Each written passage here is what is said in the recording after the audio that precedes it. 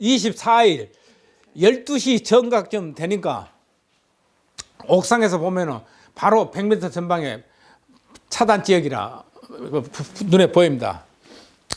버스 한 대가 그때만 해도 버스가 전부 이렇게 창문을 내리고 열고 손으로 하게 돼서 열고 총을 밖으로 다 내민 버스 한 대가 저지선 통과 질주해서 들어오고 있어요. 그래 내가 마이크로 정지 정지 발표한다 정지 정지 해도 소용없이 들어오고 있어요. 그러니까 발표하니까 입이 오르는 기관총 사수한테는 이해가 됐죠. 절대 공중 발표나 하면 발표 땅에다만 쏜다. 그러니까 30m도 안 되는 데서 철탑 아래에서 그 땅에다가 계속 지어대니까 버스가 탁 옆으로 돌아서 쓰더라고요. 그래서 옥상에서 대대장하고 나하고 둘이 거총을 하면서 그 버스 앞에 가서 손 들고 나오라, 손 들고 나오라. 그때 조용하다가 하나씩 나오는데 장발머리 한 놈들이 17명이 손 들고 그러고 내려오더라고요. 그래서 세워놓고 또 들어올 줄 모르니까 버스를 취해야 될 거 아니에요. 그러니까 기관총 사수들하고서 한 5, 6명이 버스를 밀어가지고 도로 차단 밑으로 내놓고 그 버스 속을 확인하니까 뭐 이렇게 음료수고 뭐 이거 가득 쌓여 있고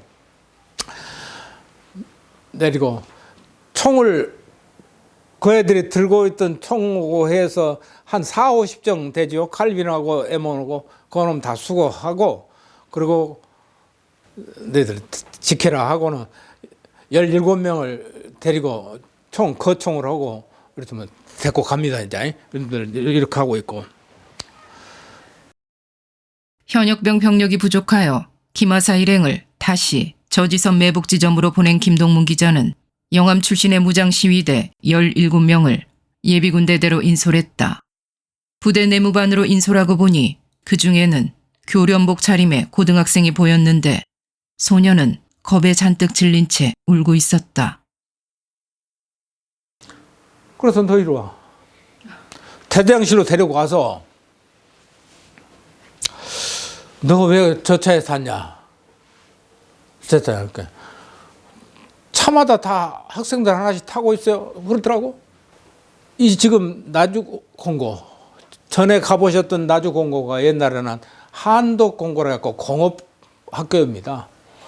그러니까 전부 영암, 인근, 장흥, 강진 전부 외지에서 기술을 배우려고 그 학생들이 여기로 왔기 때문에 영암 시민군이라고 표찰이 붙었으니까 영암 사는데 한독고등학교 학생입니다. 2학년 학생이라고 그러더라고. 2학년 학생이라고. 너 저 차에 왜 탔어? 했더니 학생 하나씩 다 타고 있어요. 그러니까 구진포, 영산포 역에 있는 그 버스들 속에 전부 학생들 하나씩 타고 있어요. 그러니까 학생 운동으로 만들려고 민주화 운동으로 하면서 학생들을 우리가 피해줬다 그러려고 여러분들 다 호기심에서 타락해서 아저씨들이 빵하고 우유 주고 타락해서 탔다 이것이요. 어? 그래서 내가 너는 조용해지면 갈 테니까 지금 갈래? 어? 조금 이따 갈래? 그러니까 저도 갈 길이 막아잡고 없으니까 나중에 보내주면 갈랍니다. 그래서 금이 하나만 대장실에다 혼자 앉혀놓고 네가 맘 놓고 가이. 이런 군인 아저씨들이 많이 있으니까 또 이놈이 가서 전할 줄 모르니까 300명 진학금 받았다는데 부대가 함께 잡혀갖고 왔는데 이렇게 부대 장병들이 많으니까 너는 여기서 꼼짝 못 있다가 너 언제 알아서 가이. 그렇게 해서 보냈는데 그래서 유일하게 나주에서도 저 학교는 학생들 민주화 유공 성지가 되었고 있습니다. 무장 시위대가 탄 버스나 트럭에는 어린 학생들이 타고 있었다. 빵을 준다거나 아니면 선동에 속아서 차에 오른 학생들이 대부분이었으나 후에 이 아이들은 5.18 유공자가 되었고 소년 시민군이라는 호칭을 얻게 되었다. 영암 시위대 17명을 보호하고 있는 가운데 나주에서는 계엄군이 읍내에서 수백 명의 시위대를 학살했다는 유언비어가 돌면서 시민군 특공대를 조직, 일전을 불사하겠다는 협박 전화가 끊임없이 걸려왔다. 김동문 기자는 다시 마이크를 잡고 목이 터지도록 외쳤다. 읍내 주민들에게 알립니다. 폭도들의 유언비어에 속아서는 안 됩니다. 지금 계엄군은 체포한 17명의 무장 폭도들을 안전하게 보호하고 있습니다. 무장 시위대에게 알린다. 오후 3시까지 무기를 반납하지 않고 자진 귀향하지 않으면 3시 이후 저항하는 자에게는 생명을 보장하지 않겠다. 5분여의 방송 후 무기 회수와 사태 수습에 참여했던 주민 대표들이 부대 방문을 요청했고 17명의 안전을 확인하고 돌아갔다. 전남 각지에서 모여든 시위대의 대부분은 광주에서 유포된 유언비어로 움직이기 시작했다. 만약 나주에 시위대 학살 유언비어가 퍼져나갔다면 어떤 일이 벌어졌을지 상상하기 어렵다. 결국 영암 시위대들이 영암 무기고에서 탈취한 무기들은 광주로 전달되지 못하고 나주를 통해 광주로 가려던 시위대의 버스들은 해산하게 되었다. 계엄군이 단 한 명도 없었던 11개 전남 일대의 광주 진입로였던 나주를 김동문 기자와 16명의 예비군대대 군인들이 단 한 명의 사상자도 없이 지켜낸 것이다. 그러나 대한민국은 그 어떤 감사의 인사도 건네지 않았다.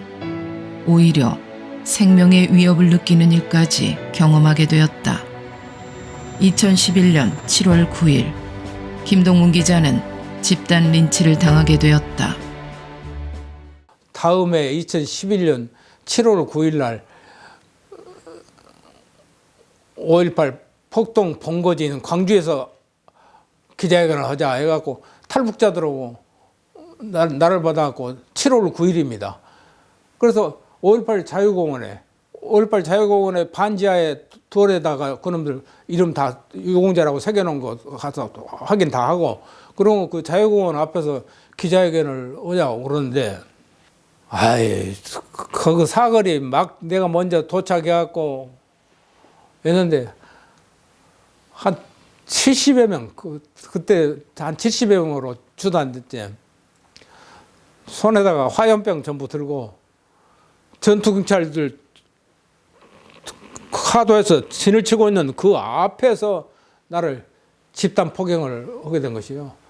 그런데 쓰러져 있는 나를 구급차가 왔는데 그 구급차를 못 가게 화염병을 들고 구급차 앞에서 펄렁 틀어놓는데 제가 백두대낮에 테러를 당하고 의식을 잠시 잃고 있을 무렵에 119 구급차가 저를 실러 왔는데 그 구급차에 탄 응급 환자를 구급차를 가로막고 못 가게 만들었을 때 경찰은 그걸 제지를 안 하고 있었습니다.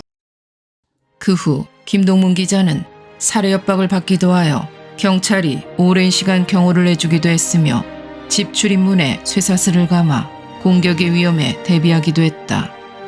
광주 언론인들이 대부분 5.18 유공자가 된 현실 속에서 진실을 외치고 있는 팔순의 김동문 기자는 자유대한민국을 힘 닿는 데까지 수호할 거라 말씀하셨다.